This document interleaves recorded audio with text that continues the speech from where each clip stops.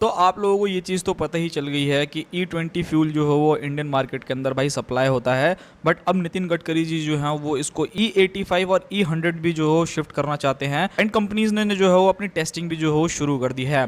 Finally अभी हम लोगों के सामने एक इमेज निकल करके आई है जो कि रॉयल एनफील्ड की 350 क्लासिक की रहने वाली है। बेसिकली अब ये बाइक जो हो आप लोगों को E85 के साथ देखने को मिलेगी। सबसे पहले यहाँ पर बात करते हैं पूरे के पूरे इमेजेस के बारे में कि यहाँ पर आप लोगों को क्या क्या चीज़ें देखने को मिलती है। सबसे पहली चीज़ अगर आप देखोगे रॉयल एनफील्ड की जो क्लासिक 350 आती है, ऑब्वियसली काफ़ी लोग जो हो पसंद करते हैं जिनको क्लासिक बाइक जो हो पसंद है। एंड E85 फ्यूल जो हो बहुत जल्दी आपको इंडियन मार्केट के अंदर देखने को मिलेगा, तो उसी की कंप्लाइंट जो हो बाइक्स का भी होना बहुत ज़्यादा ज़रूरी है। एंड रॉयल एनफील्ड ने जो है स्टेप ले लिया है। वैसे तो अगर आप इंडियन मार्केट के अंदर देखोगे तो बहुत सारे ब्रांड्स हैं जो कि ऑलरेडी जो है इस चीज़ के ऊपर काम कर चुके हैं। लाइक महिंद्रा को अगर आप लोग देखते हो, या फिर अगर आप लोग देखते हो होंडा की जो CB300 फ्लेक्स फ्यूल के साथ जो है वो आती थी, एंड और भी बहुत सारी बाइक्स थी जिसको हम लोगों को जो है दिखाया गया था। अभी मैं अगर बात करूँ इस इमेजेस के बारे में, सो ये बिल्कुल ही फ्रेश जो है वो इमेजेस निकल करके आई हैं। बहुत ज़्यादा चेंजेस जो है आपको बाइक के अंदर नहीं लगेंगे। मेजरली जो है आप E85 पेट्रोल के साथ E85 जो है आप लोग एथनॉल ब्लेंड के साथ देखने को मिलने वाली है। ओवरऑल अगर आप लुक्स एंड डिज़ाइन जो हो चेकआउट करोगे तो बिल्कुल ही सिमिलर है। यहाँ पर आपको कोई भी चेंजेस जो हो नहीं मिलेगा। एक चीज़ जो मैं नोटिस कर पा रहा हूँ इस बाइक में कि इस बाइक के अगर आप अलॉय व्हील्स देखोगे ना, सो इसकी डिजाइनिंग जो हो थोड़ी सी चेंज की गई है। उसके अलावा एज सच इस बाइक के अंदर कोई भी खास जो हो चेंजेस नहीं है। वही सेम आप लोगों को मीटर देखने को मिलने वाला है। रियर में अगर आप लोग देखोगे तो भाई टेल लाइट जो हो आप लोगों को LED देखने को मिल रही है। एंड इवन इंडिकेटर्स भी अगर आप चेकआउट करोगे तो वो आप लोगों को LED देखने को मिलती है। अच्छा, एक इमेज और आप चेकआउट कर सकते हो, तो जो रॉयल एनफील्ड है भाई इस बाइक की टेस्टिंग कर रही है। सो मैनुअली जो है इसके ऊपर हाथों से लिखा गया है कि E85 जो हो फ्यूल जो हो ये कंज्यूम कर रही है। सो ठीक है, कोई दिक्कत नहीं है भाई। फ्यूचर के लिए रेडी होना बहुत ज़्यादा ज़रूरी है, बिकॉज जब से E20 आया है तो काफ़ी लोगों को जो हो प्रॉब्लम हो रही थी उनकी कार्स में, उनकी बाइक्स के अंदर। सो यहाँ पर रॉयल एनफील्ड ने जो है स्टेप ले लिया है। अब बात करते हैं इस बाइक के अंदर बाकी सभी चीज़ों के बारे में। सो देखो, जैसे जैसे मैंने आप लोगों को बोला कि लुक्स एंड डिज़ाइन जो हो वो बिल्कुल सिमिलर है। सो एज सच आप लोगों को इंजन से रिलेटेड किसी भी चीज़ में आप लोगों को चेंजेस जो है वो नहीं देखने को मिलने वाले। यानी कि इस बाइक के अंदर आपको सेम वही 349 सीसी का इंजन देखने को मिलेगा जो कि सिंगल सिलेंडर रहेगा। 20.2 bhp तक का पावर जो है जनरेट करने वाला है।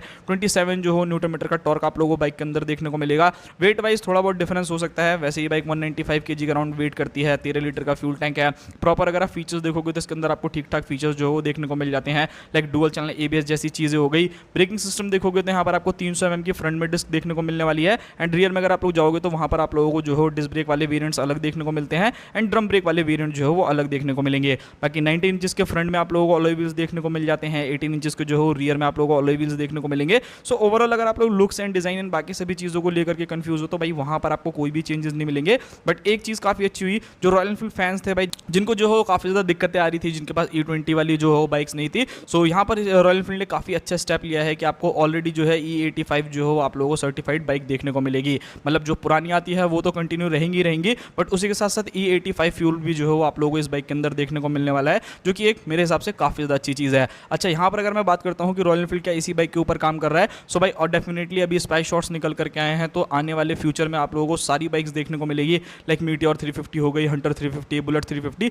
ये सारी की सारी लाइनअप जो है अब आप लोगों को E85 पेट्रोल के साथ देखने को मिलने वाली है इंडियन मार्केट के अंदर। लॉन्च डेट के बारे में बात करें तो देखो, अभी फिलहाल जो है वो स्पाई शॉट्स निकल करके आए हैं। अभी इस बाइक की जो हो टेस्टिंग हो रही है तमिलनाडु में। ऑब्वियसली काफ़ी ज़्यादा फोटोज निकल करके आ चुकी हैं। सो थोड़ा बहुत टाइम जो हो लगने वाला है। हो सकता है ये बाइक जो हो आप लोगों को फेस्टिव सीजन तक देखने को मिले, या फिर थोड़ा बहुत अप एंड डाउन जो हो वो रहने वाला है, बट बहुत जल्द जो है बाइक देखने को मिलेगी। प्राइसेस वाइज अगर मैं बात करूँ तो हो सकता है कि जो फ्लेक्सिबल वाला वेरिएंट हो, यानी कि E85 वाला, उसमें आपको थोड़े बहुत जो हो एक्स्ट्रा पैसे जो हो देने पड़े, जो नॉर्मल वेरिएंट हो। सो ये सारी की सारी चीज़ें हैं। बाकी आप लोगों का क्या मानना है कि E85 जो है वो आना चाहिए या फिर नहीं आना चाहिए? बिकॉज अब इसको देखते हुए मुझे लगता है कि और भी ऐसी बाइक्स हैं जो कि आप लोगों को E85 कंप्लाइंट जो हो देखने को मिलने वाली है इंडियन मार्केट के अंदर। ये था पूरा वीडियो। मिलते हैं किसी और नेक्स्ट वीडियो में। आई होप्स आप लोगों को वीडियो से काफ़ी डिटेल मिल गई होगी। मिलते हैं किसी और नेक्स्ट वीडियो में। एंड क्या आप इंटरेस्टेड हो E85 कंप्लाइंट जो हो बाइक लेने के लिए, वो आप मुझे कमेंट बॉक्स में बताना।